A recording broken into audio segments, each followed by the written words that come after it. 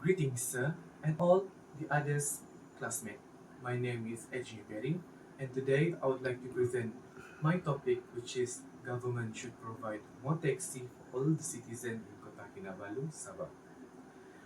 I particularly choose this topic because I experienced worse traffic congestion while on the vacation in Kota Kinabalu.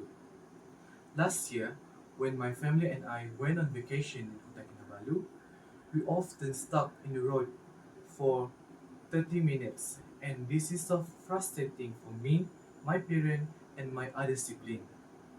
Government should provide better solution, not just to help us, but also to help all the citizens in Kota Kinabalu, Sabah.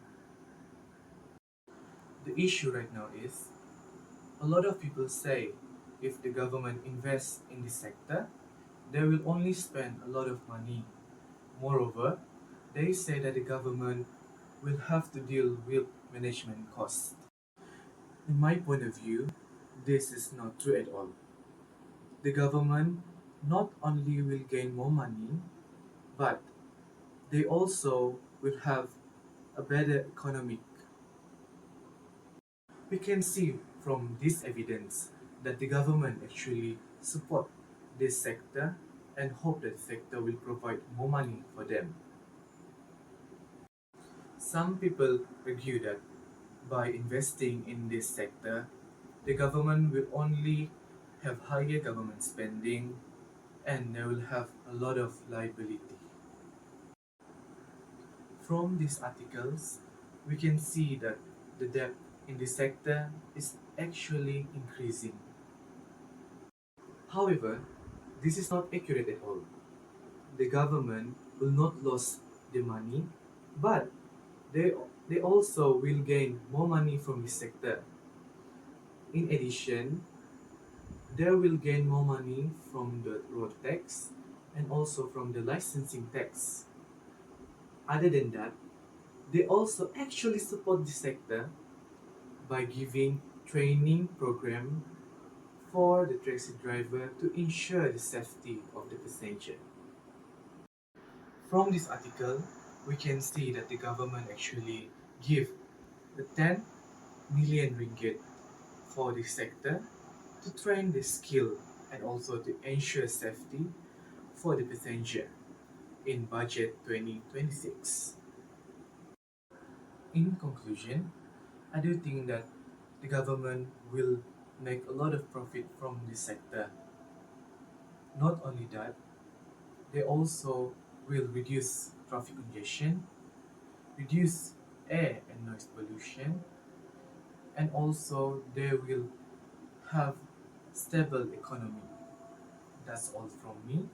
Thank you.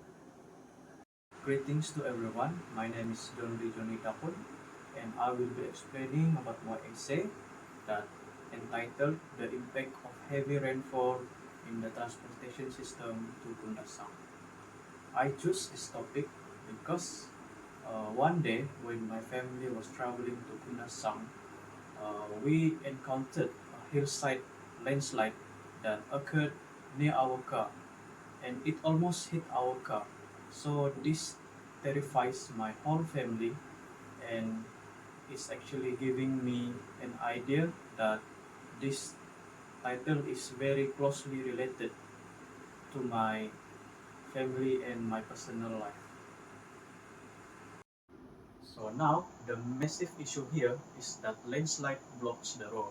So during the 20th of January 2021, there was a massive landslide occurs near the entrance of the national park.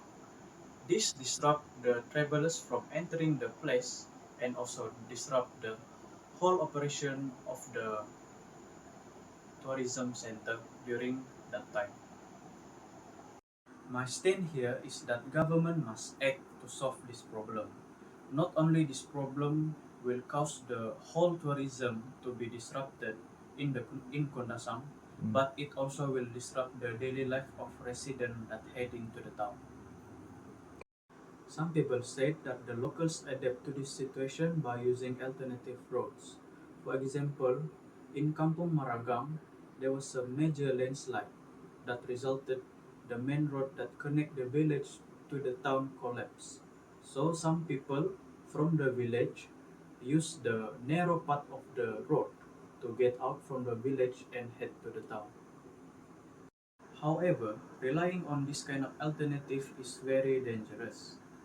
Some people that try to cross collapsed road by the narrow part of the road has experienced their car falling into the steep hill gorge and kill themselves. If not, it is still very dangerous to commit that kind of act, especially traveling with families. These are the critical slopes that prone to landslide along the way to Kundasang. The first image shows 5 villages that is critical slopes and prone to landslide, especially during heavy rainfall. The first one is Kampung Liman, Kampung Desa Aman, Kampung Muhiba, Kampung Sinsian, and Kampung Liwogo, while the second image shows critical landslide slopes from Kundasang to Tambunan that marked by the red dots. In conclusion, this is a very important topic because it involves people's safety. People may rely on the alternative routes to go to Kundasang, but the danger is still there. The government must act to solve this problem for the sake of safety of residents and all travelers that heading to Kundasang. Hi and Assalamualaikum everyone. I am Irfan Iskandar and today I'm going to present my essay titled The Effectiveness and Limitation of MRT and LRT in Malaysia's Urban Transport. So why I choose this topic is because MRT and LRT are widely used in Malaysia's urban areas and are often seen as effective solution to traffic congestion. However, they also have limitations such as coverage and accessibility issues, which make the topic is important to evaluate. So, one major issue in Malaysia's urban areas is the increasing need for efficient public transport. As you guys can see the article here, News Straits Times, 2024 July 5, Transport Ministry continues to improve efficiency of MRT and LRT services. So, rapid urbanization and population growth have led to heavier traffic congestion and longer commuting time. As a result, efficient public transport system is essential to improve mobility, reduce reliance on private vehicles, and support the daily movement of urban commuters. Due to that, I come up with my solution, which is MRT and LRT as a solution. So, MRT and LRT are seen as key solutions to address the need for efficient public transport in Malaysia's urban area. This rail system provides a more reliable and time-efficient alternative compared to private vehicles, especially during peak hours. By accommodating a large number of passengers, MRT and LRT help reduce traffic congestions and improve overall urban mobility. And in addition, they support more sustainable transportation by lowering carbon emissions and reducing dependence on private cars. However, despite the effectiveness of MRT and LRT, overcrowding during peak hours remains a major limitation. As you guys can see right here, this is the condition during peak hours in MRT. During morning and evening rush hours, trains and platforms are often extremely crowded, causing discomfort and safety concerns for some commuters. This overcrowding reduces travel comfort and may discourage people from relying on public transport. As a result, the efficiency of MRT and LRT as a long-term solution is limited if capacity and frequency are not adequately improved by the responsible party. To address the issue of overcrowding, upgrading the signaling system can be an effective solution. This article here shows service disruption on Kelana Jaya LRT line from August 9, to November 22 for upgrade works. Improved signaling allows trains to run more frequently and safely, increasing overall capacity without the need for building new lines immediately. This reduces waiting times and helps manage passenger flow during peak hours. With such upgrades, LRT and MRT can maintain efficiency and comfort, showing that their limitations can be mitigated through proper planning and investment.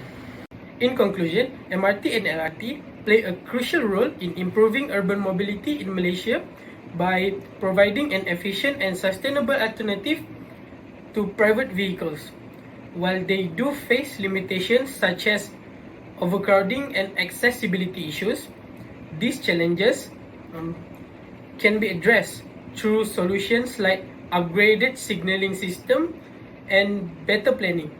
Overall, evaluating both their effectiveness and limitations helps us understand how make a public transport in Malaysia more reliable, comfortable, and suitable for growing urban population.